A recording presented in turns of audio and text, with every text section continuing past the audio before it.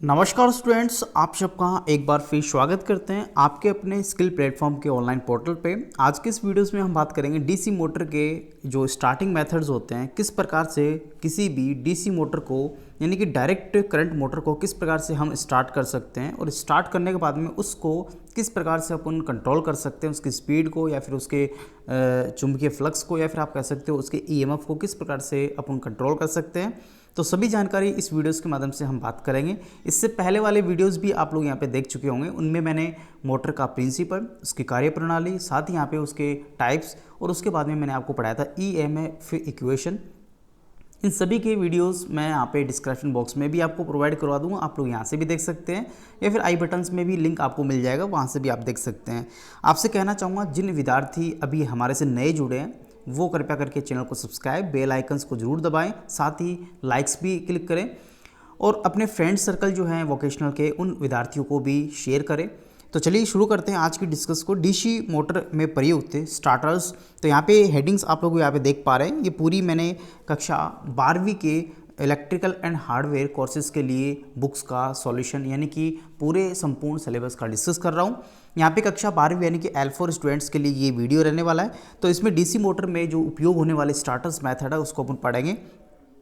सबसे पहले बात करें तो यहाँ पे स्टार्टर्स क्या होता है। तो स्टार्टर्स आपको नाम से यहाँ पे पता लगा कोई चीज़ को स्टार्ट करना, और स्टार्ट करने का मतलब ये होता है कि अपन किसी मोटर को स्टार्ट करते हैं तो उसके कुछ प्रकार होते हैं, किस किस प्रकार से अपन यहाँ पे स्टार्ट कर सकते हैं, वो चीज़ें यहाँ पे स्टार्टिंग मेथड कहलाते हैं। तो यहाँ पे स्टार्टिंग का मतलब सिंपल ये हो गया कि किसी भी आर्मेचर को विद्युत स्रोत से जोड़ने, साथ ही यहाँ पे अधिक विद्युत प्रवाहित हो सकती है और आर्मेचर का प्रतिरोध कम होता है, तो इससे उसकी गति रहित अवस्था में बैक ईएमएफ का मान शून्य होता है। इस प्रकार से आर्मेचर में धारा सीमित करने के लिए स्टार्टर का उपयोग यहाँ पे किया जाता है। तो आप लोग आई होप समझ पा रहे होंगे कि कोई भी डीसी मोटर जो है, इस मोटर को अगर मुझे चलानी है तो आपको अच्छे से पता है कि डीसी मोटर को चलाने के लिए हमें सबसे पहले इसमें जो इनपुट देना पड़ेगा वो वोल्टेज सोर्स यानी कि बाहर से कोई विद्युत स्रोत इसके ऊपर लगाना पड़ेगा।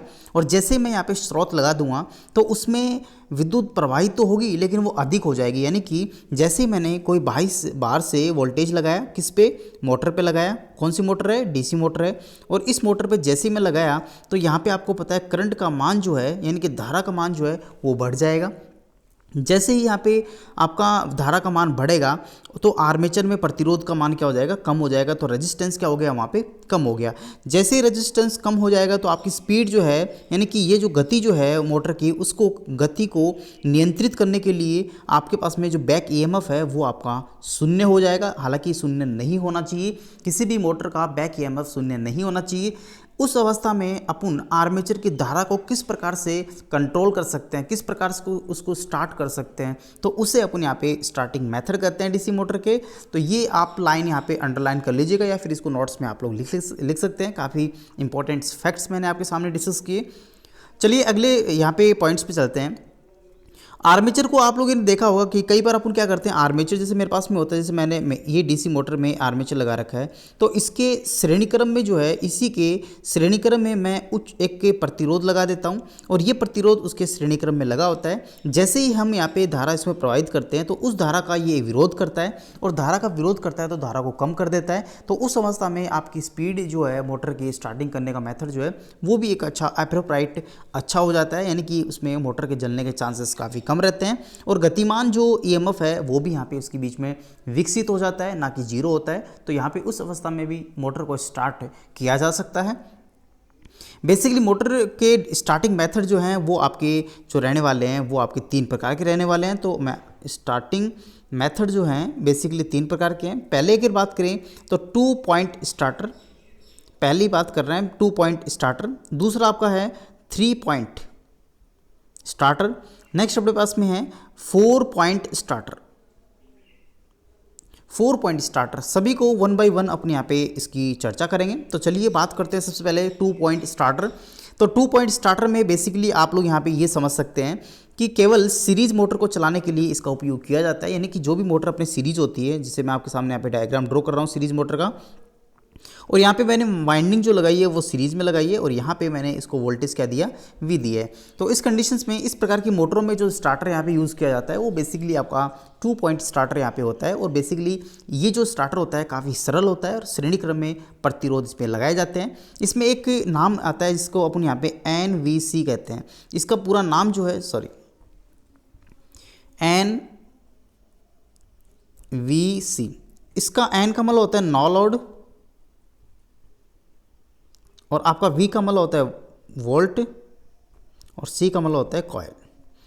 ये नाम आप लोग जो एग्जामिनेशन के समय इसको याद करके जाइएगा। आपसे पूछेगा NVC का पूरा नाम क्या होता है, आपको 4 ऑप्शन देगा तो वहाँ से आपको सही ऑप्शन पे क्लिक करना है। तो आपको जो आप टिक मारोगे सही ऑप्शन पे वो आपका नो लोड वोल्टेज कॉयल इसका पूरा नाम है। तो यहाँ पे देख सकते हैं, मैंने आपको सामने यहाँ पे लिख दिया। यहाँ पे 2 पॉइंट स्टार्टर यानी कि 2 बिंदु स्टार्टर में NVC जो है यानी कि 9 वोल्ट कॉइल जो है आप यहाँ पे देख सकते हैं, वो आपको मोटे तार यानी कि जो भी तार इसमें यूज़ किया जाता है वो मोटा तार होता है। ये मैंने मोटा तार यूज़ कर लिया। और लपेटों की संख्या जो होती है यानी कि नंबर ऑफ टर्न्स जो होती है वो कम होती हैं। और कोयल की मोटाई जो होती है, एक तार जो होता है उसकी मोटाई क्या होती है, ज़्यादा होती है, क्योंकि इसे पूर्ण लोड वहन करना इसमें पड़ता है। तो यानी कि डायरेक्टली अपन इसको करंट प्रोवाइड करते हैं। तो उस कंडीशन में इसकी मोटर का जो सीरीज़ का जो आपने वाइंडिंग यूज़ की है उसको मोटा कर देते हैं और आपका नंबर ऑफ टर्न्स को घटा देते हैं। तो इस प्रकार से इसमें जो करंट फ्लो होती है वो डायरेक्टली इसमें सीरीज़ में होने से इसमें करंट का फ्लो काफ़ी कम हो पाता है। तो ये अपने पास में था आपका 2 पॉइंट स्टार्टर है। कुछ इसके डायग्राम में अपन यहाँ पे, तो यहाँ पे स्क्रीन पे आप लोग देख पा रहे हैं 2 पॉइंट स्टार्टर का मैंने बेसिकली डायग्राम यहाँ पे आपको सामने प्रेजेंट किया है। तो यहाँ पे सबसे पहले मैंने डीसी सप्लाई इसके इनपुट में दी, सबसे पहले मैंने यहाँ पे जो इसका इनपुट है इसके ऊपर मैंने यहाँ पे डीसी सप्लाई यहाँ पे अप्लाई की। और जैसे मैंने सप्लाई अप्लाई करने के बाद एक मेन स्विच है और मेन स्विच के हेल्प से यहाँ पे आपका पास में एक पॉइंट L है जो कि एक स्प्रिंग की सहायता से एक नीडल्स पे लगा हुआ है। ये नीडल बेसिकली नरम लोहे की बनाई जाती है और कीपर संयोजक या फिर भुजा छल्लाकार स्प्रिंग का ये बना होता है। दूसरी आपकी कोयल है जिसका नाम NVC है। NVC का पूरा नाम 9 वोल्ट कोयल होता है जो कि होल्डिंग कोयल्स के रूप में यहाँ पे जानी जाती है। इसको अपन सीरीज़ मोटर के सीरीज़ में लगा देते हैं। यहाँ पे आप देख सकते हैं ये सीरीज़ कनेक्शन है, तो सीरीज़ में मैंने NVC को लगा दिया। और इस जो आपने 9 NVC लगाई है उसी के श्रेणी क्रम में एक रेजिस्टेंस लगा देते हैं जिसे अपन स्टार्टिंग प्रतिरोध कहते हैं।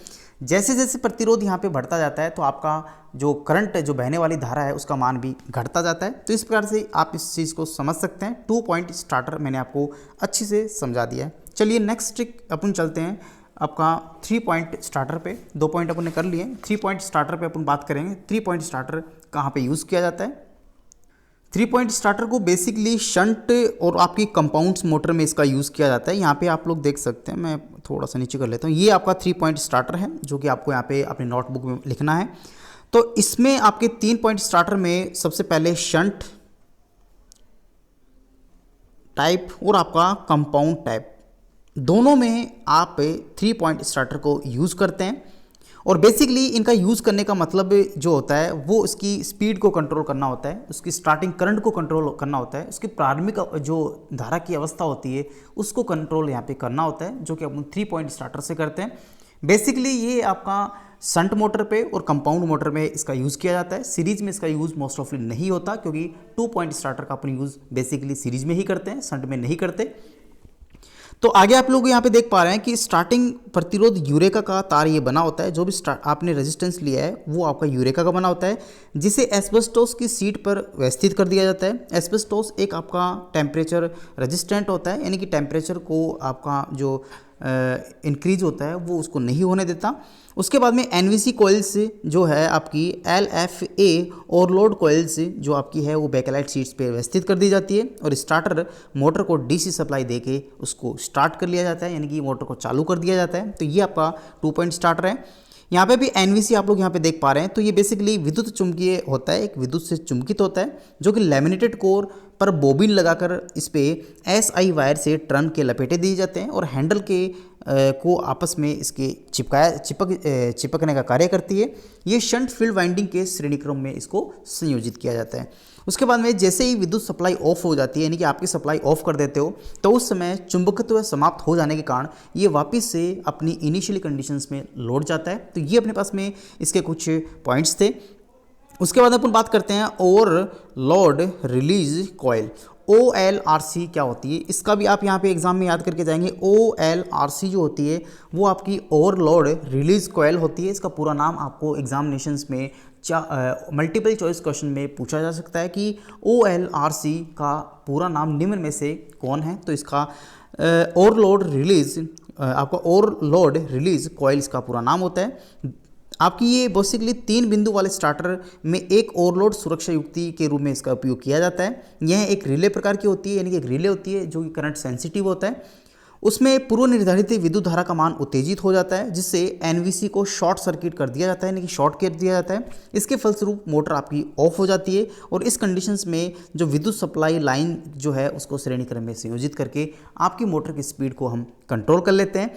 तो ये अपने पास में था 3 पॉइंट स्टार्टर, जो कि मैंने आपको ओवरलोड रिलीज कोयल्स के माध्यम से यहाँ पे समझाया। इसके डायग्राम्स को भी थोड़ी सी मैं बारीकी से आपको यहाँ पे स्क्रीन पे आप लोग देख पा रहे हैं 3 पॉइंट स्टार्टर। तो बेसिकली यहाँ पे सबसे पहले आपने डीसी सप्लाई इसको अप्लाई किया और डीसी सप्लाई के लाइन टर्मिनल्स को, यानी कि फेस टर्मिनल को, पॉजिटिव को आपने किसी भी आपके जो ओवरलोड रिले संयोजन जो है, जिसे अपन यहाँ पे ओवरलोड रिलीज कॉइल कहते हैं, उससे संयोजित कर दिया जाता है और उसी को यहाँ पे नरम लोहे के कीपर स्टार्टिंग हैंडल से इसको टाइट कर दिया जाता है। उसके बाद में यहाँ पे आपके पास में न्यूट्रल वायर जो है वो आपके शंट फील्ड, यानी कि शंट फील्ड वाइंडिंग लेते हैं और उसी के शंट में आपका आर्मेचर लगा होता है और दोनों को किसी कॉइल्स के माध्यम से, जिसे एनवीसी कॉइल कहते हैं, उससे इसको कनेक्ट कर दिया जाता है और एनवीसी के सीरीज में अपन स्टार्टिंग रेजिस्टेंस लगा देते हैं, जिससे उसका जो रेजिस्टेंस है वो अपन यहाँ पे बढ़ा के कंट्रोल करंट को कर सकते हैं। तो ये अपने पास में इसके डायग्राम का कुछ एस्पेक्ट्स था। आप लोग इस डायग्राम को अपनी नोटबुक में जरूर लिखें।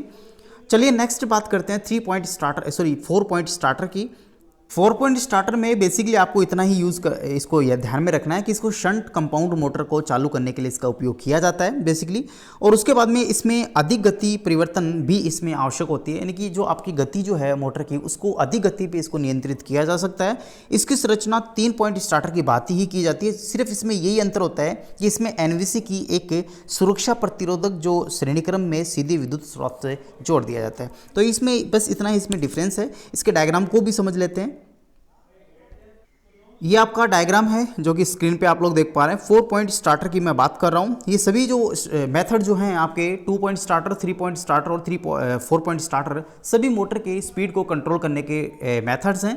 आपसे बोर्ड एग्जाम्स में पूछा जा सकता है कि कितने प्रकार के स्टार्टिंग मेथड होते हैं डीसी मोटर के। डीसी मोटर के कौन कौन से निम्न में से इसके गति को नियंत्रित करने के विधियाँ हैं। तो ये चीज़ें आप यहाँ पे थोड़ा सा उसको वर्किंग नॉलेज में पढ़ लीजिएगा। उसके बाद यहाँ पे लाइन आप लोग यहाँ पे देख पा रहे हैं, लाइन से मैंने डीसी सप्लाई अप्लाई कर दिया। ये आपका पॉजिटिव है, ये आपका नेगेटिव है। पॉजिटिव से मैंने आपको बताया कि कॉइल्स को कनेक्ट कर दिया जाता है। कॉइल को कनेक्ट करने के बाद में बोबिन की सहायता से, या फिर आप समझ सकते हो नरम लोहे की जो बनी होती है कीपर, उससे कनेक्ट करके आपका ऑफ कंडीशंस में इसको डाल दिया जाता है, जिसे निडल आप कह सकते हैं। उसके बाद में यहाँ पे इसके शंट मोटर, यानी कि शंट फील्ड वाइंडिंग, और उसके बाद में आपका सीरीज़ में, यानी कि जो आपके पास आर्मेचर जो है मोटर जो है उसके सीरीज़ में एक सीरीज़ वाइंडिंग भी लगाई जाती है यहाँ पे। इसीलिए आप मोस्ट ऑफ इसको कंपाउंड मोटर में यूज़ करते हैं। तो उसको अपने यहाँ पे एनवीसी से ना कनेक्ट करके डायरेक्टली आपने यहाँ पे इसके रजिस्टेंस से आपने कनेक्ट कर दिया। तो ये चीज़ें आपके लिए समझने लायक है कि यहाँ पे 4 पॉइंट स्टार्टर में जो अपना कनेक्शन जो होता है वो सीरीज के अंदर फील्ड वाइंडिंग जो लगाते हैं आर्मेचर के, उसी के सीरीज में प्रतिरोधक, यानी कि स्टार्टिंग प्रतिरोध लगाया जाता है, जिससे उसके डायरेक्टली अपन रेजिस्टेंस को कंट्रोल करके करंट की धारा को नियंत्रित कर लेते हैं, जिससे उसकी स्पीड जो होती है मोटर की वो आप नियंत्रित हो जाती है। तो उम्मीद करता हूँ आपको ये वीडियो काफ़ी अच्छी से समझ में आ गया होगा। ये सभी मैंने मेथड जो आपको बताए, ये डीसी मोटर के स्टार्टिंग मेथड बताए। कौन कौन से मेथड्स को आप यहाँ पे यूज़ करके मोटर को स्टार्टिंग प्रोवाइड कर सकते हैं, उसको कंट्रोल कर सकते हैं, उसकी गति को नियंत्रित कर सकते हैं। तो जो विद्यार्थी अभी हमारे से नए जुड़े हैं अलग अलग स्कूल्स के, तो कृपया करके वो अपने इस चैनल को सब्सक्राइब करें, और जो अभ्यर्थी पहले से जुड़े हुए हैं वो कृपया करके अपने अन्य स्कूल के विद्यार्थियों या फिर अपने भाई बहनों को इस लिंक्स को शेयर करें, और साथ ही सब्सक्राइब बेल आइकन्स को जरूर दबाएं। थैंक यू, धन्यवाद।